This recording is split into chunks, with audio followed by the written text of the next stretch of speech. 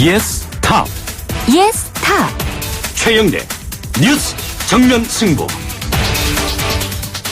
벌써 목요일입니다. 하루 잘 보내고 계십니까? YTN 뉴스 FM 뉴스 정면 승부 최영일입니다.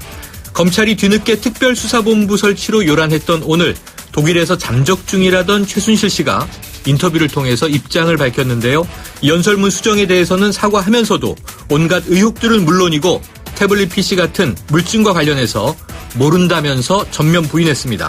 자진해서 귀국할 의사가 없다는 뜻도 비췄는데요. 자, 오늘 인터뷰 마치 누군가가 정교하게 짜맞춘 듯한 내용에 기획됐다, 진실 은폐용이다, 이런 의혹들도 제기되고 있습니다. 이와 더불어 검찰을 향한 비난은 더욱 거세지고 있는데요. 이제는 검찰의 직무유기 자체까지 특검 대상이 아니냐, 이런 질타까지 나오고 있습니다. 여당 의원들조차 특검 도입에 합의한 것도 이런 인식 때문은 아닐까요? 오늘 뉴스 정면 승부 2부에서는 새누리당 정우택 의원을 인터뷰하겠습니다. 최순실 국정농단 사건 관련해서 검찰 수사, 특검 등 여러 문제들 질문해보죠. 뉴스 정면 승부 지금 시작합니다.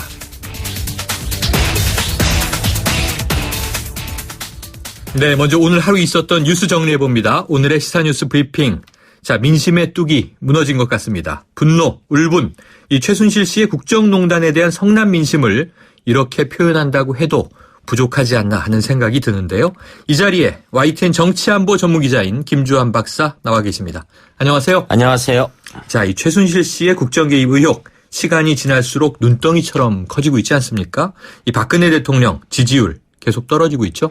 네, 리얼미터가 24일부터 26일 전국의 성인 유권자 1,528명으로 대상으로 했는데 첫날에는 28.7, 그리고 기자회견했던 당일날 22.7, 그런데 네. 어제였죠. 17.5%. 이 여론조사는 표본 오차 95%의 신뢰 수준 플러스 마이너스 2.5%포인트였는데 네.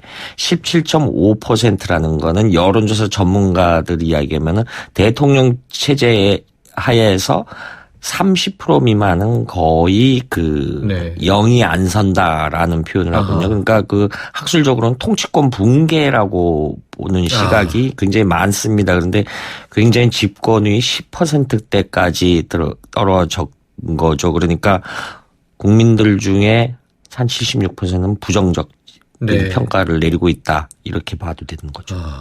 붕괴라는 표현도 쓰셨는데요. 지금 네. 그런데 지금 26일 날 여론조사 그 좀 세밀하게 들여다보면요. 네. 들여다보면은 핵심 지지층이 60대 이상, 보수층, 그리고 대구 경북, 네. 부산 경남, 그리고 이쪽에서 하락폭이 굉장히 컸다라는데 좀 또 눈여겨봐야 될 네. 대목이죠. 주요 지지 기반이었던 곳조차도. 네. 자, 이 박근혜 정부 취임 후 최초로 10%대 지지율을 지금 보이고 있는데요. 자, 이런 생각이 듭니다. 이 백성의 신뢰가 없으면 나라가 올바로 서지 않는다. 무신분립, 흔히 정치인들이 많이 하는 얘기인데요. 새삼 절실하게 좀 와 닿는데, 오늘 아침에 보니까 한 신문은 상실의 시대다, 이런 표현도 썼는데, 자, 박사님은 어떻게 평가하십니까? 사실 저뿐만 아니라 주변에 제 아는 여러 가지 오피니언 리더들이나 지인들이 침울하다, 우울하다, 이런 표현을 네네. 합니다. 그래서 한 세 가지 측면에서 볼 수가 있을 것 같아요. 뭐냐면은 일단 국민은 지도자를 잃었고요. 대통령은 권위와 신뢰를 잃었다. 그리고 대한민국이라는 국가는 이날 현재 리더십을 잃었다. 네. 이렇게 봐야 될 것입니다.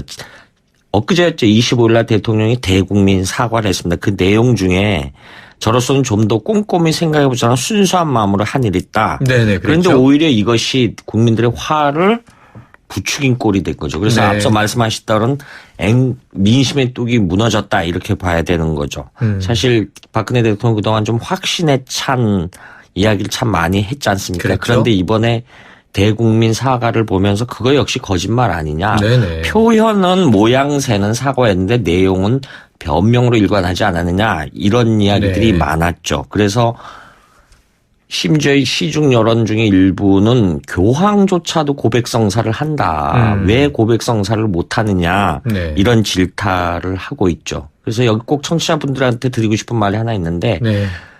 동양 정치사에서 굉장히 고전이 있습니다. 당나라 태종 때 이세민이 태종이라는 황제였는데 그때가 중국 역사상 가장 태평성대를 누렸던 네. 때라고 합니다. 그때 그 통치 과정을 쓴 정관정요라는 네네. 책이 있습니다. 많이들 읽는 책인데 문제는 박근혜 대통령도 몇 년 전에 이 책을 본인이 꼼꼼히 읽었다라고 이야기한 적이 있어요. 맞습니다. 그런데 유명했죠. 지금 결과론적으로 보면 이 책의 내용에 반대대로 하지 않았나라는 좀 아쉬움이 남는 대목인데 그 책의 내용을 좀 설명을 드리면은 네. 당태종이 그 성공을 했던 거는 당시 위징이라는 충신이 있었는데 네. 황제가 굉장히 싫어할 정도로 잔소리도 많이 하고 했는데 문제는 황제가 그 말을 지적을 화가 났지만은 받아들여서 실천에 옮겼다라는 거죠. 네. 그래서 나중에 유명한 얘기를 합니다. 군주가 성군이면은 그 밑에 신하도 충신이 된다.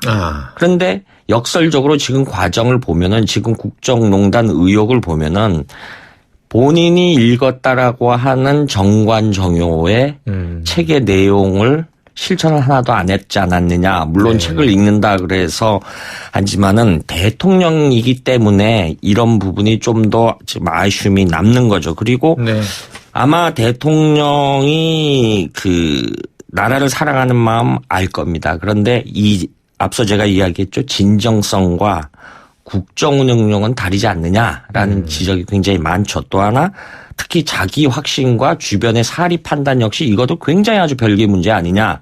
이런 지적들이 많아요. 그 이유 중에 하나가 대통령은 자기 확신에 찬 이야기를 그동안 쭉 했는데 이것이 너무 지나쳐서 항상 내가 하는 한 옳다. 물론 대통령이 하는 정치행위가 무조건 지금에 와서 부정하는 건 아닙니다만은 과거 중국의 등소평 시대에 와서 모택동, 마오쩌둥 격하운동이 났을 때 그랬죠? 07과삼이라는 말을 썼습니다. 실수는 할 수 있는데 그런데 지금 최근에 이런 사태 때문에 앞서 말씀하셨던 국민들이 우울해하고 며칠간 상실의 시대가 아니냐 이런 표현까지 나오는 거죠. 그렇군요. 자, 이게 와닿는 말인데요. 국민은 지도자를 잃었고 대통령은 권위와 신뢰를 잃었으며 국가는 리더십을 잃었다. 국정 공백이라는 말이 결국 국민과 국가가 표류하고 있는 상황이 됐다는 그렇습니다. 건데요. 자, 이제는 뭐 의혹을 진상 규명해서 밝히고 그리고 이제 정말 농단을 한 사람들은 엄벌에 처해야 되겠습니다만 또 수습이 중요할 텐데요. 지금 공직사회가 많이 흔들리는 것도 문제 아닙니까? 흔들리는 것 같습니다. 어제 저녁하고 오늘 오전 제가 아는 공직자들이 몇 사람이 전화하는데 참 우울하다, 침울하다 이런 표현들을 했습니다. 왜냐하면은 정책 문서를 만든 것이 일반인 손에 들어간 거거든요. 어떤 형태로. 그리고 공직사회라는 것이 대통령을 중심으로 합니다. 이걸 옛날식으로 표현하면은 대통령 말 한마디면은 어명입니다. 그런데 그렇죠? 문제는 대통령을 이거 믿지 못하지 않는 거냐, 믿지 못하게 됐다 이렇게까지 좀 극단적인 평가가 나오는 거죠. 사실 정책이라는 것은 그 힘이 실려도 효과를 잘 내지 못하는 게 많지 않습니까? 그렇죠. 이런 와중에 그래 참 힘들다, 우울하다.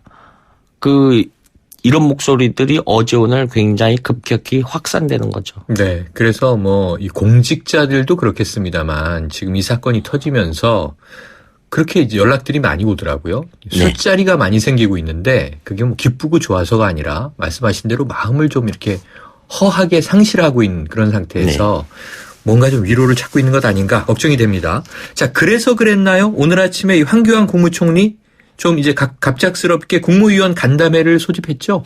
네, 총리가 정치 쟁점을 가지고 긴급하게 국무위원 간담회를 가진 거는 우리 헌정 사상에서 굉장히 이례적이다 이렇게 볼 수 있죠. 오늘 총리가 크게 두 가지 얘기를 했습니다. 한 점 의혹 없는 진실 규명을 해야 된다. 그리고 공직기관 확립해야 되는데 모든 공직자는 언행에 유의하고 공직기강을 엄정히 유지해 나가야 한다.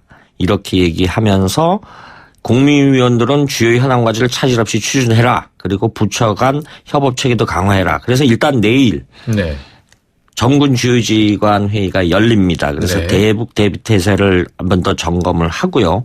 이와는 별도로 오늘 오전 같은 경우 이제 합참의장이 동부전선 최전방을 해서 이제 대비태세를 다시 점검하는 그런 행보도 보이고 있었어요. 그리고 31일이죠. 조선 해운산의 경쟁력 강화 방안들로 이런 일정들을 차질 없이 해내서 국민들을 안정을 시키고 국정에 공백이 없도록 하겠다라는 그런 취지에서 오늘 오전 총리 주재의 국무위원 간담회가 열렸죠. 네. 자, 오늘 이 당사자인 최순실 씨의 독일에서의 인터뷰가 또 신문지상에 네. 실리면서 시끌시끌했는데요. 자, 문제는 어쨌든 그쪽은 다 국정농단의 의혹을 받고 있는 잠재적 피의자 아닙니까? 네, 그렇습니다. 그러니까 일단은 국내 송환하겠다고 여당의 원내대표도 공언을 했고요. 검찰도 지금 빠르게 움직이고 있긴 한데 문제는 지금 이제 이 국가 기강의 수습이 중요하니까. 그렇습니다. 그럼 박사님 보시기에 지금 이게 하루하루 그냥 흘려보내선 안 되잖아요.